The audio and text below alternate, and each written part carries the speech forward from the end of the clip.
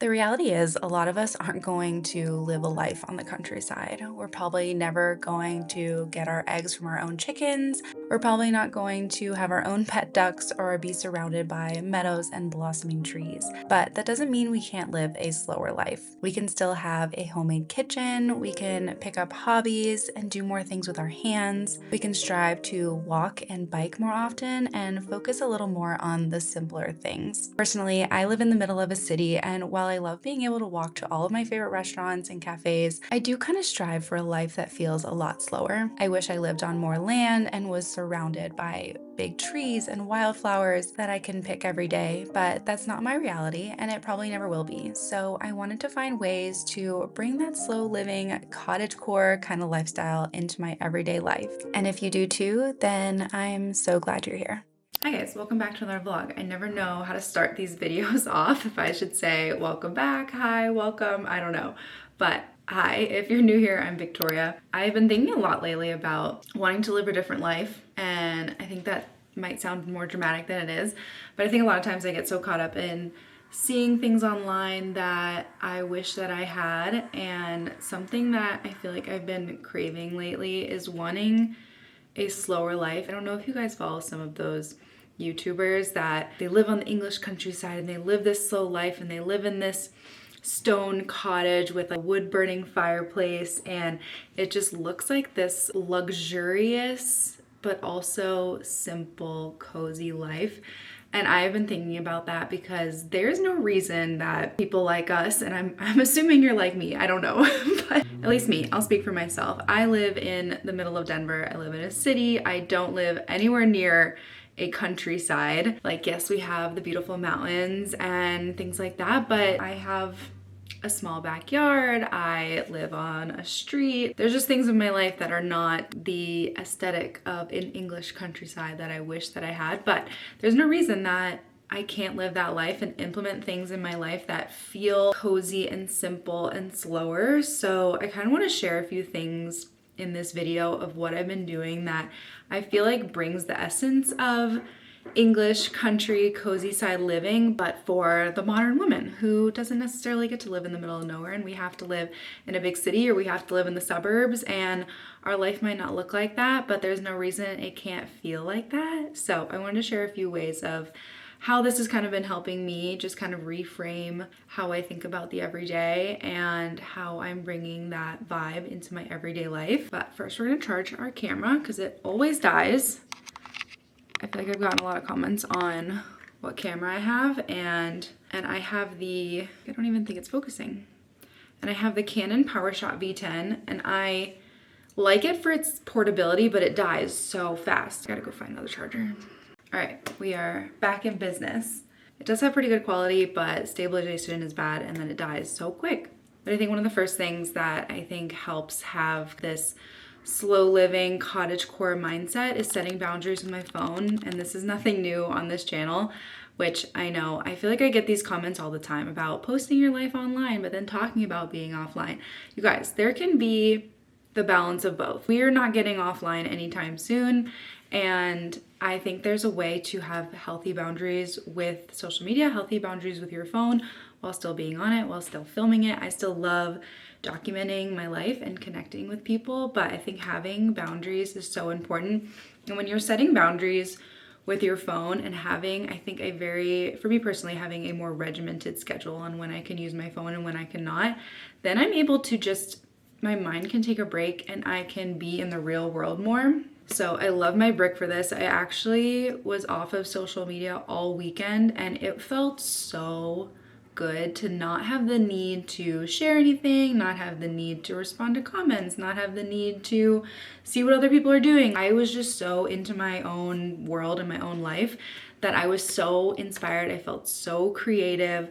I have been painting more. I have finished my very first, not my very first scarf. I made a scarf before, but I finished my striped scarf that I will show you guys soon. But I just feel like when I am off my phone and I set these long intentional breaks to be off my phone, I am more creative. I can live a slower life. I don't feel as rushed. I don't feel as pulled in this direction of like, oh, my life isn't good enough. My life doesn't look like someone else's. There's this girl that I started following and I love her content. I think her name is Diana.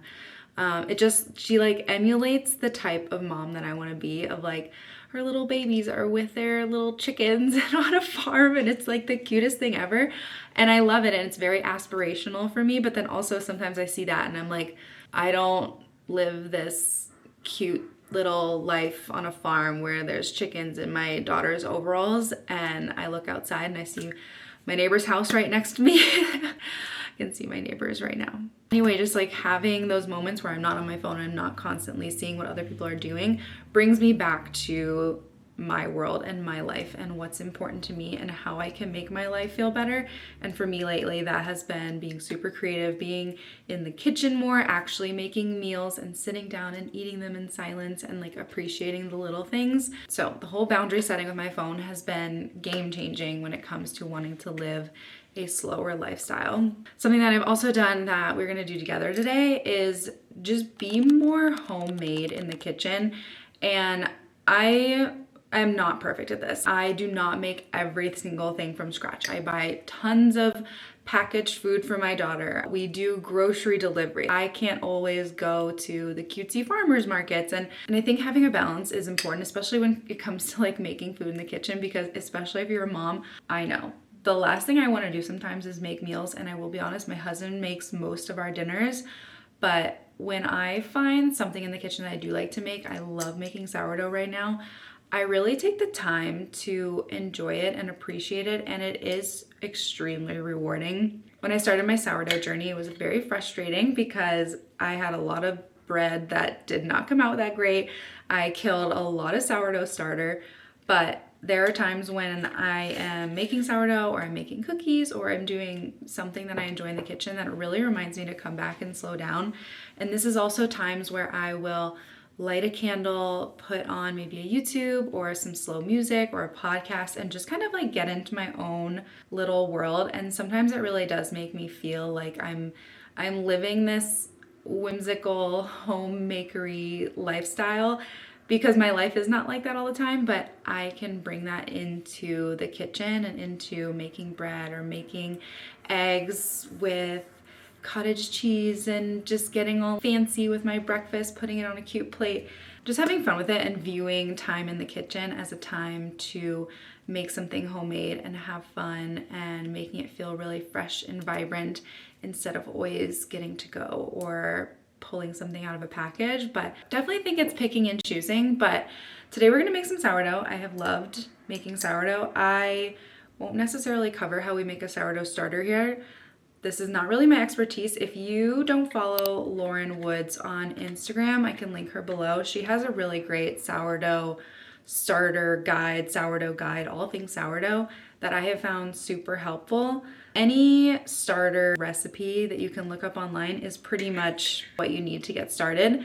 And then once you have a good bubbly sourdough, I typically just keep this in my fridge all week long, and I will bake with it once a week, so it's pretty low maintenance at this point. And I will just do maybe 50 grams flour, 50 grams water, and then honestly probably 50, so it's kind of like a 1-to-1 ratio. I kind of just eyeball it now. Maybe you shouldn't be taking my advice, but I do this in the morning, get it super bubbly. By now it is 3 o'clock. So typically I would have started this already around like noon. So it is kind of deflating a little bit, but we're gonna work with it. Highly recommend having a kitchen scale. I think these are really cheap. You can just get them off of Amazon. So yeah, let's cue the sourdough making montage.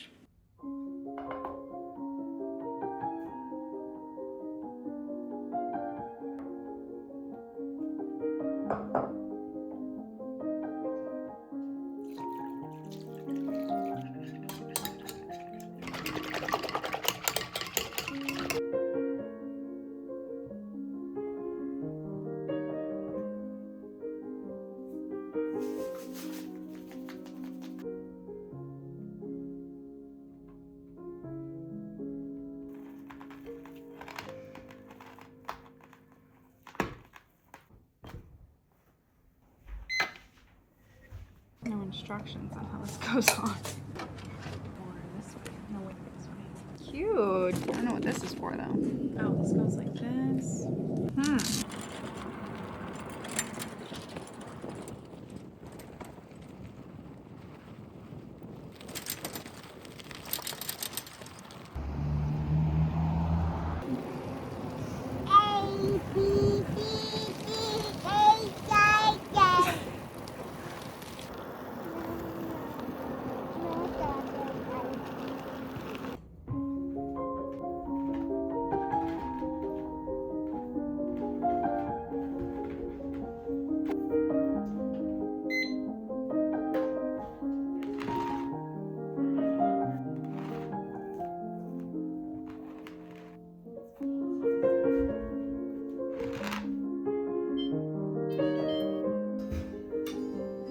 Good morning, we're off to school. It is 40 degrees and someone wanted to ride the bike today, but great reason to get out, get active. It's really not that bad. So why take the car when you can bike to school in this weather?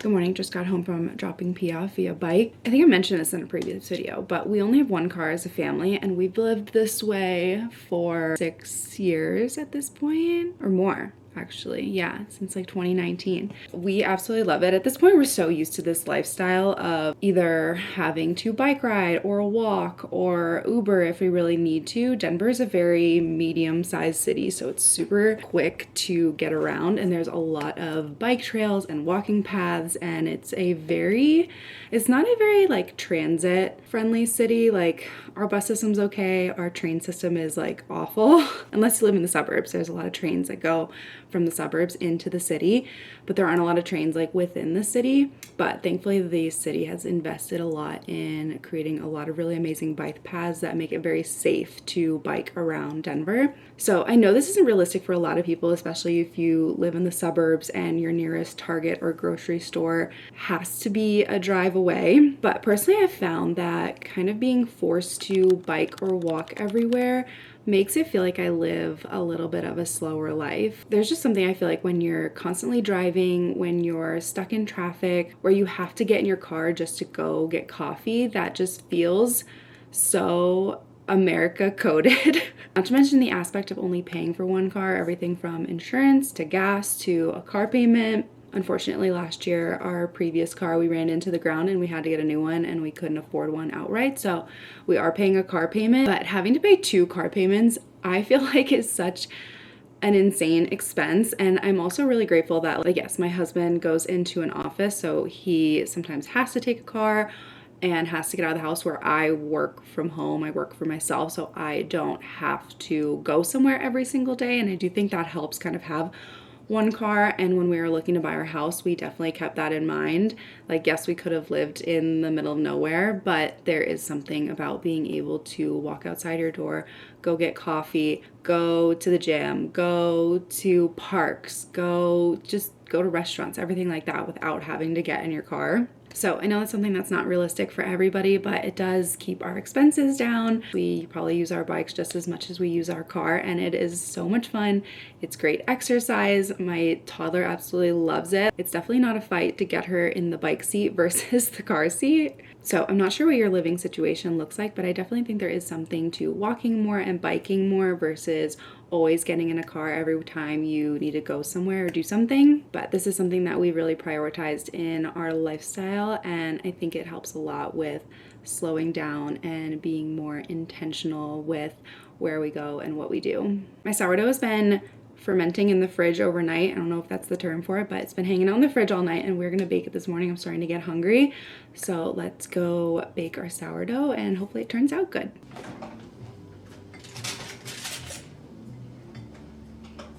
So typically I will shape my dough once it is out of the oven on the bread-proof setting. I will pop it on the counter with a little bit of flour and just shape it into the shape I want. I have these bread baskets that I got just off of Amazon, nothing fancy. And typically I will throw plastic wrap over it, but we were all out, so I did foil. And then I just pop it in the fridge overnight, so that way it's ready to go in the morning. Usually it continues to ferment and double in size as it's in the fridge. So now it's totally ready to go. You can see it's super bubbly. It is huge. I really love, and my husband loves, a super fluffy, airy bread. I will say I haven't really mastered the tanginess of sourdough yet. If you have any tips on how to get the flavor of sourdough to be more tangy and funky, I love that, but I haven't figured out how to do that yet. So right now it's just a really solid, yummy piece of bread and a great base for everything. Sometimes I like to do some little mix-ins and stuff, but typically this is just like my standard everyday recipe. It goes with everything from sandwiches to cream cheese to peanut butter to just regular old butter. I love it. So now I'm going to pop it on a floured surface. I don't typically shape it after this. I just throw some flour on it and I'll do my little scoring design. But I know some people like to, I think, continue to shape it after it's been out of the fridge. We'll do a fun little design and then just pop it in the oven.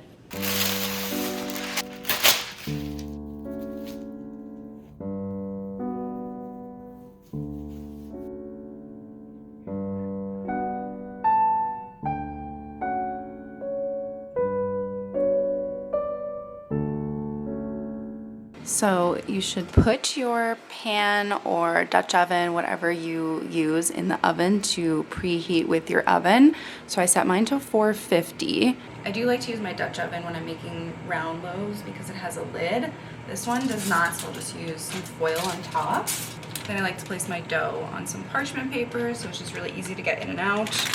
Obviously, be careful because your pan will be very hot. Just place her in there and then I'll try to cover it with foil. And you're gonna bake it for 20 minutes with foil or a cover on the top and then 20 minutes without. Now we are ready to go in the oven. Okay, let's see how she turned out.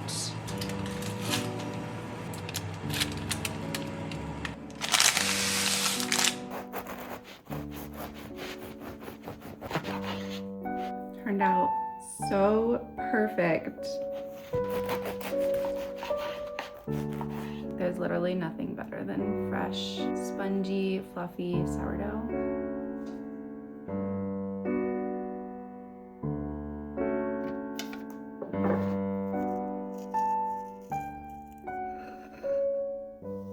I was recently invited by a local pottery studio to come in and take a class, and although I've been loving my knitting and my watercolor, I'm super excited to get back into pottery and take a class again.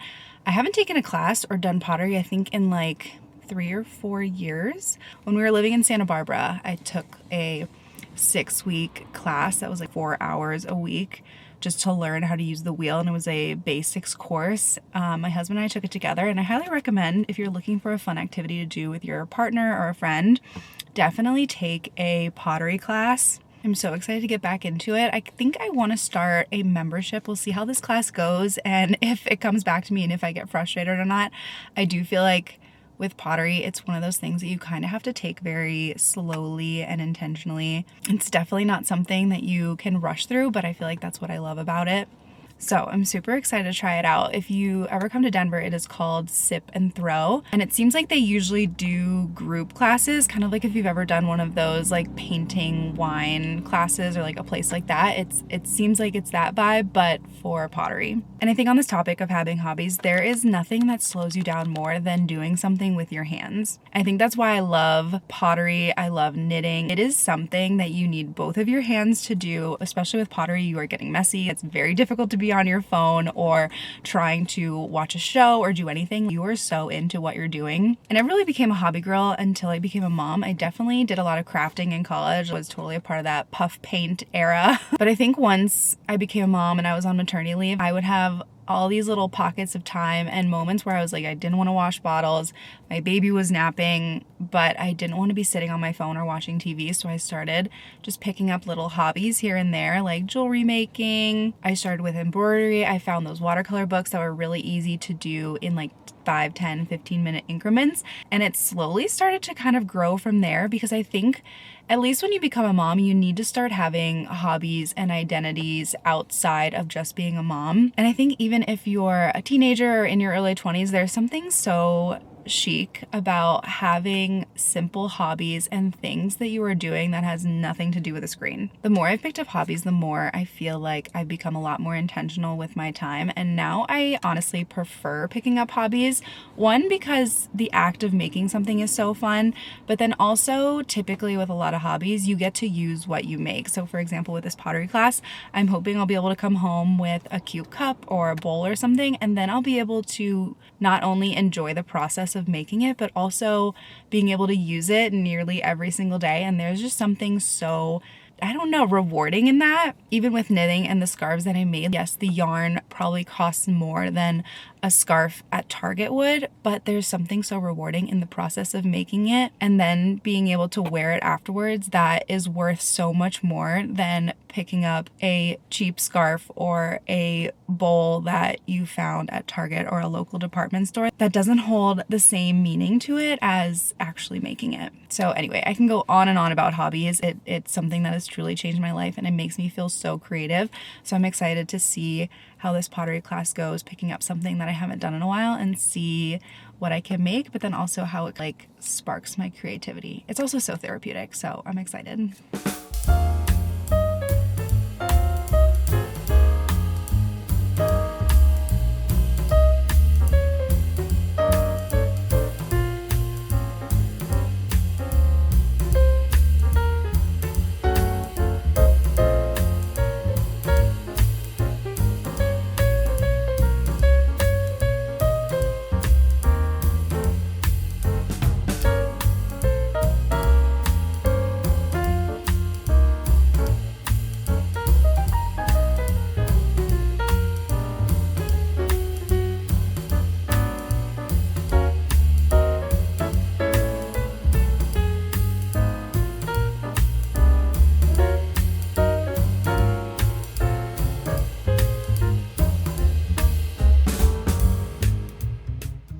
That was so fun. I'm not gonna lie, the first piece that I did, it broke pretty much right away and I got so frustrated. I was like, is this how the whole class is gonna go? I'm just gonna be frustrated by this process because I'm not good at it right away, which I feel like is something that you have to teach yourself whenever you're starting a new hobby. Even if you're starting social media, knitting, pottery, painting, you're probably not going to be good at first and you are going to have a lot of failed projects. So my first little cup did not make it out alive, but then I went on to make 2 other little pieces. I'm excited to see when they're all done. I wanted to make one of those cups that has a cute little lid sippy part on top, but I did find there's a local artist there selling their pottery and they had one that was really cute. So I picked it up from them. It was only $20 and I love supporting a local artist. Again, it's just so much more rewarding either supporting local or making something on your own than picking up something at like a Target. But it was a really cute place, very cute class. It's in the Rhino area if you're ever in Denver. So fun for a girls' night or a date night, and it seems like they teach you everything you need to know, like a short little class on how to actually make something super simple, and then you spend the rest of class experimenting and testing it out, and the teacher Erin comes around and gives you any tips, answers any questions, shows you how to do things up close. So it was a very fun class, and then we're just gonna like let everything dry and they'll do the glazing. So I don't think you do the glazing part, at least not in my class, but you do like the hand building part. It was a very short class too. It was an hour and a half. It's currently 12:30, so Penelope should be going down for her nap now, so I will have hopefully another 2.5 hours to do something at home. And I think I have a giant canvas that has been blank for a long time. It's just been stored in the corner of my room. So I think I'm just going to break that out and have a little fun painting. I'm loving adding more color into my home. And again, just putting things in your home that you make is so fun and rewarding. So I think I'm gonna go home and just continue with my creativity, put on some music. I am just feeling so inspired. I want to paint more. I want to do pottery. I definitely think I'm going to sign up for a membership. There's another place in Denver that has pottery memberships that you can go in whenever you want, and they have a kiln and they have glazing and they have all the stuff for you. So I don't know. I don't have any goals with my hobby in terms of like monetization or like selling things. I think that's another thing to think about when you're picking up a hobby, is just doing it for the fun of it. You're gonna be bad at it, you're gonna fail, you're gonna mess up, you're gonna have some wonky pieces, but I think that's what makes it so personal and so handmade and so intentional. I love a piece of pottery that doesn't look perfect, or I love a painting that has expressive features and elements to it. So this is your sign. Be creative, pick up some hobbies, find something you can do with your hands, even if it's hand building clay at home. There's just so many fun hobbies and crafts to get into. I will link some things that I found in the description if you want to get into hobbies and the place that I went to here in Denver, but highly recommend slowly picking up hobbies. It's one of my favorite things these days.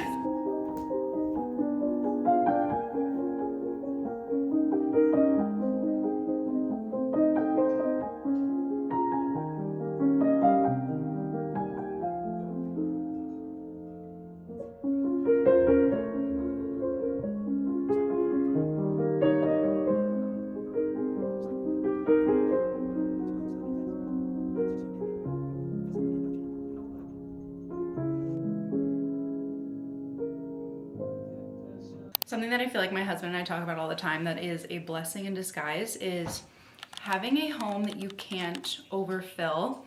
And what I mean by that is we have a fairly small-ish home. It's 1,300 square feet, 3-bedroom, 2-bath, which I feel like is a decent sized house. My pasta. Okay, you finish your pasta and then we go poop? Yeah. Okay. But we don't have a basement, we don't have a garage, we don't have a designated playroom. Everything is very small, very condensed. And I feel like that really forces us not to overconsume, not to have rooms in our home that are just filled with stuff. We don't have a garage filled with stuff. We do have a storage unit, but we are very intentional about what we put in there, mostly holiday decor, seasonal stuff. But I feel like it's really easy to get caught up in wanting a bigger home because that's what you feel like you see people on social media have. I definitely know I am in the same boat.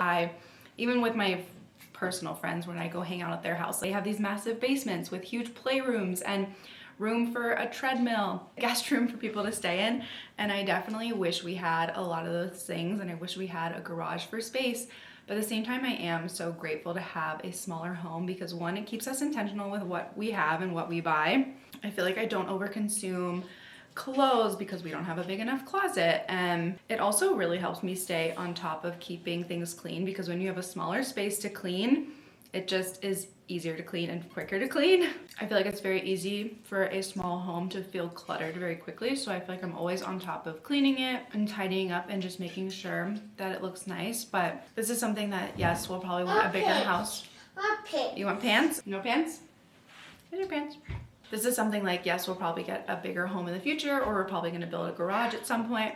But I do think it's really nice being in a home that is the perfect size for you versus being in a home that's probably too big for you, because it's very easy to overfill it with so much furniture, so much stuff, so much toys. We are so intentional with what we have, and I feel like that just helps us live a little bit of a slower and more intentional life. I feel like it's very easy to be consumed by product and space in your home. So I thought I'd just share some examples of how we keep things pretty minimal. Currently we are in our guest room slash office space slash storage room slash like everything kind of a room. I never share the space because it's not very aesthetic, and honestly it's usually a disaster. Usually this bed is just full of clothes and like storage stuff and like things that we just don't want out in our main house. I feel like everyone has one of these like rooms or closets, but this is where we keep all of our shoes so that they're not in the foyer. We also have all of our winter coats right here. I have like my bags and stuff that I use every day. This is gonna go to the storage unit. It's old baby clothes. And then this closet, I'd love for guests to be able to use this, but it is just more storage stuff. Our cleaning supplies is all in here. Games, blankets.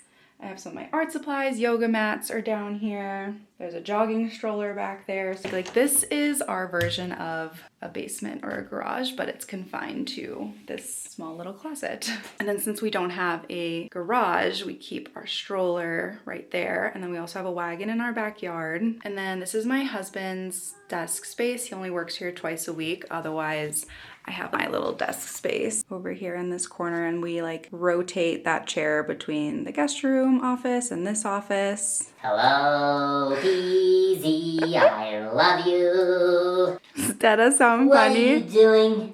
Yeah. You want to try? No, don't let her try. What? Why not? Well, I don't know if that's dangerous. Mama thinks it's dangerous. I do not. Better safe than sorry. It's not dangerous. Take a big breath in. Hello. Breathe out. Put your mouth on it. All right, now breathe in. Big breath in. All the way till you can't breathe anymore. All the way into your lungs. I'm breathing. There you go. Ooh, Beezy. Does mommy sound funny? I don't think you breathe in enough. Here, without putting your mouth on that, just take a big breath in so you can't breathe a regular go. I don't have very big lungs. So do that, but with that. Yeah, I think it worked. Yeah. Beezy. Whoa. It wears off so quick. That's why I do a big breath out until it's all gone, and then breathe in. All right, well, I feel like I'm lightheaded now. She was not pain. Oh, your turn? How do I feel about how this scarf turned out? Do you like it?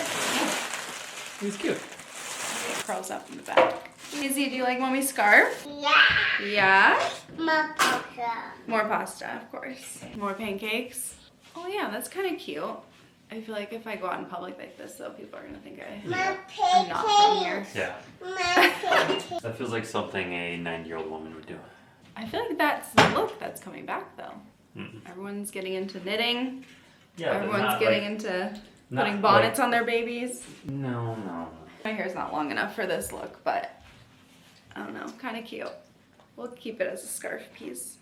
Okay, you wear it. Oh, no, okay, no wearing it. All right, mommy will wear it. Maybe just like a shawl.